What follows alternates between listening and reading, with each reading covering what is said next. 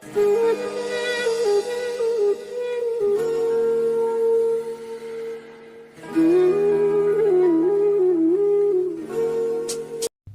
Guys, আসসালামু আলাইকুম। সবাই কেমন আছেন? আশা করি সবাই অনেক ভালো আছেন।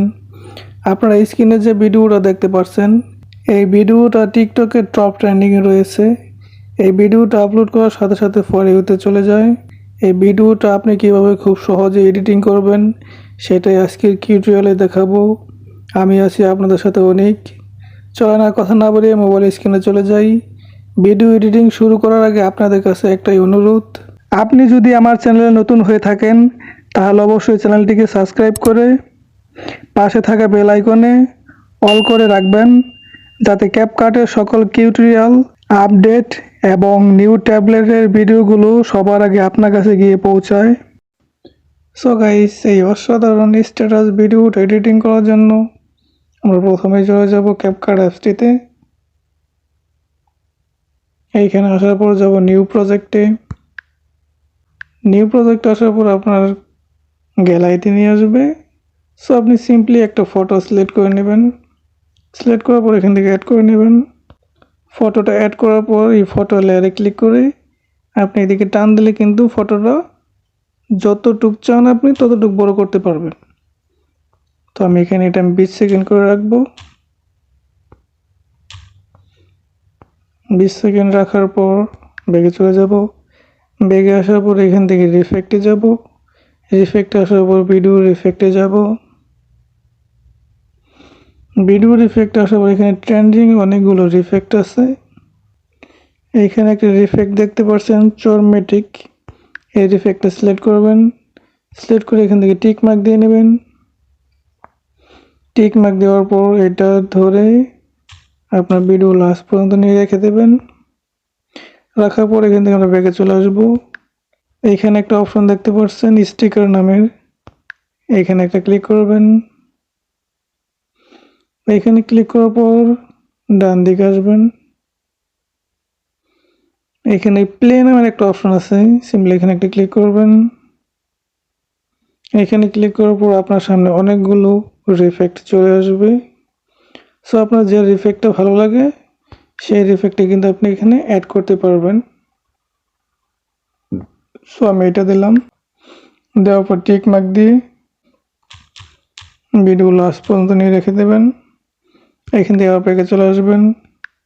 ব্যাকে আসার আবার স্টিকারে যাবেন। স্টিকার আসার পর আপনি আবার নিচের দিকে যাবেন। নিচের দিকে আসার পর আরেকটা লাভের ইফেক্ট সিলেক্ট করে নেবেন। এটা এই সাইডে রাখবেন। টিক মার্ক দেবেন। টিক মার্ক দিয়ে ভিডিও লাস্ট পর্যন্ত নিয়ে রেখে দেবেন। তো আপনি চাইলে কিন্তু আরও রিফেক্ট অ্যাড করতে পারবেন স্টিকারে গিয়ে। এইখান থেকে নোটিফিকেশনে আসলে এখানে আরও অনেকগুলো রিফেক্ট পাবেন।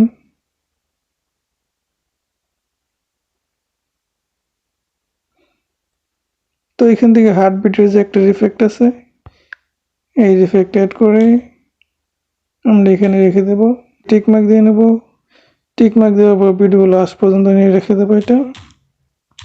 তো আপনি চাইলে কিন্তু এখানে মিউজিক অ্যাড করতে পারবেন। এখানে কিন্তু মিউজিক অ্যাড করা হয়নি। মিউজিকটা অ্যাড করার জন্য এখানে অ্যাড অডিও নামের একটা অপশন আছে, এখানে একটা ক্লিক করবেন। ক্লিক করার পর এখানে ফাইলের মতো একটা অপশন আছে, এইখানে ক্লিক করলে আপনার গ্যালারিতে নিয়ে আসবে। মিউজিকটা বেশি বড় হয়ে থাকে তাহলে মিউজিকের লেয়ার একটা ক্লিক করে এইখান থেকে কাট করে বাড়তিটুকু রিমুভ করে দেব।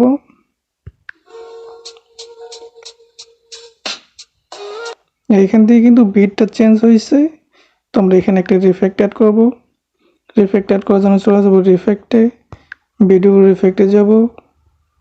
ভিডিও রিফেক্ট আসার পর ডান দিকে আসার পর পার্টের লাইন আমার একটা অপশন আছে, এখানে ক্লিক করব।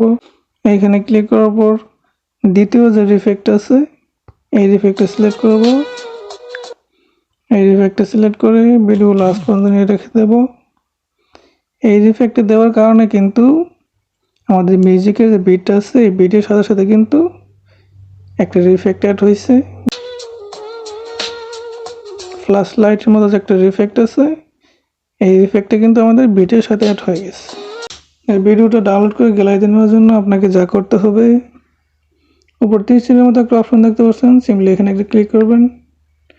এখানে ক্লিক করলেই আপনার ভিডিওটা ডাউনলোড হয়ে গ্যালারিতে চলে যাবে।